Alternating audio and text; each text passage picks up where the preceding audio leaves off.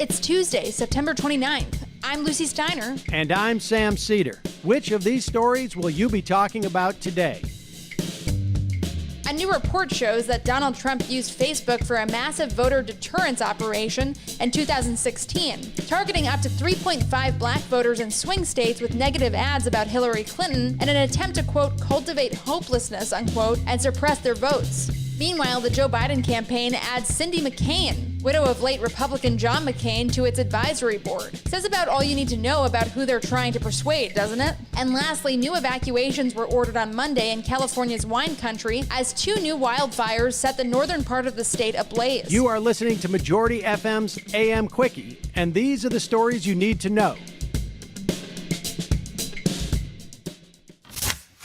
A report by Britain's Channel 4 News alleges that Donald Trump's 2016 campaign used specifically targeted Facebook advertisements to dissuade up to 3.5 million black people in swing states from voting. The report, which is based on a massive data leak of Trump campaign advertising data, shows that the campaign compiled files on 198 million American voters and then used an algorithm to sort them into categories based on their economic and domestic statuses and other data. One of these categories was called deterrence, which effectively meant voters who could be persuaded to stay home if hit with the right ads. 3.5 million of those voters were black, and many of them lived in swing states like Florida. The Trump campaign then aggressively targeted those voters with negative ads about Hillary Clinton, relentlessly pointing to her admittedly terrible record on race and criminal justice in an effort to, in the words of Dr. Cornel West, quote, cultivate hopelessness, unquote, among black voters. What's more, then campaign manager Brad Parscale testified under oath that the campaign did not target based specifically on race in its persuasion efforts. The story here is not so much that the Trump campaign did something racist and disenfranchising to black people, as that has been part of the GOP playbook for years. It's that Facebook gave them the very specific and powerful tools to do so, and they took full advantage of it while denying it to the public. We know already that they're going to try something similar in 2020, this time perhaps by leaning into myths about voter fraud and conspiracies about vote by mail in order to cultivate that same hopelessness and confusion among people who just want to make a change.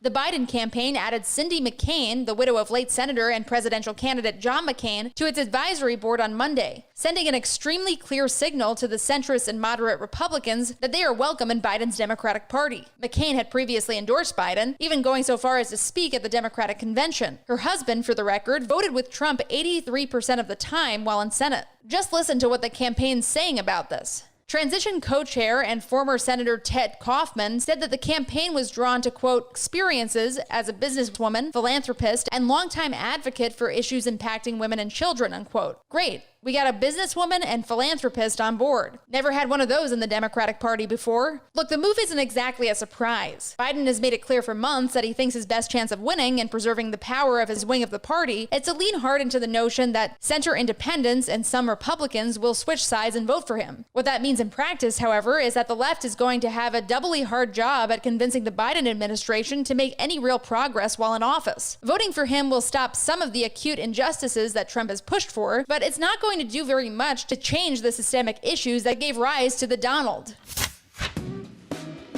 Hey, Majority.fm's AM Quickie is fueled by JustCoffee.coop.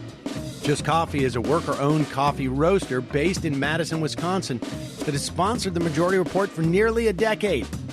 Check out their collection of fair trade roasts, including our own Majority Report blend. And regardless of what you order, receive 10% off of your order when you use the code MAJORITY at checkout. All shipping, of course, is free. That's coupon code MAJORITY at justcoffee.coop. 2 new wildfires have ignited Northern California's wine country, forcing new evacuations in a state that has already seen a devastating start to the long fire season. The Zog Fire in Shasta County and the Glass Fire in Napa and Sonoma counties have already burned more than 26,000 acres, according to the New York Times, and forced new evacuation orders for thousands of people who already suffered a devastating fire in the region 3 years ago. The state overall has barely begun to recover from the fallout earlier this month, when the majority of the state was blanketed blanketed by smoke from dozens of massive fires. Thus far, the fire season across the West Coast has left more than 25 people dead, 7,000 structures burned, and scorched more than 5 million acres across 3 states. It's important to recognize exactly what's making these disasters so bad: decades of corporate predation and runaway climate change. And often, it's the most vulnerable who suffer. The latest fires consumed a small community of tiny homes built for formerly homeless people and those suffering from substance abuse disorders, while a nearby senior assisted living center was also forced to evacuate. And now for some quicker quickies. Quicker Quickie. The first presidential debate is tonight. At 9 p.m. Eastern, Trump and Biden will face off for the first time on stage, with the specter of Trump's new tax scandal possibly giving Biden more ammunition to work with. Who are we kidding? He's just going to yell that the whole thing is a fake and hurl insults. Should be a real good time. Global coronavirus deaths passed 1 million, and so much of it is our government's fault. Here's Tom Inglesby, the director of Johns Hopkins Center for Health Security. Quote, "This is a very serious global event, and a lot of people were going to get sick and many of them were going to die, but it did not need to be nearly this bad," unquote.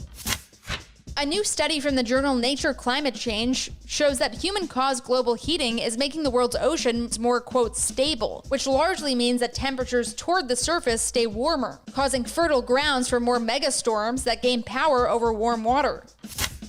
CDC Director Robert Redfield was caught blowing off some steam while on a flight from Atlanta to D.C. on Friday and letting a colleague know what he really thinks of Trump's task force member, Dr. Scott Atlas. Redfield said, quote, "Everything he says is false," unquote, which makes sense as Atlas is a neuroradiologist with no expertise in infectious diseases or epidemiology. But then again, he has lots of experience going on Fox News. Quicker Quickie.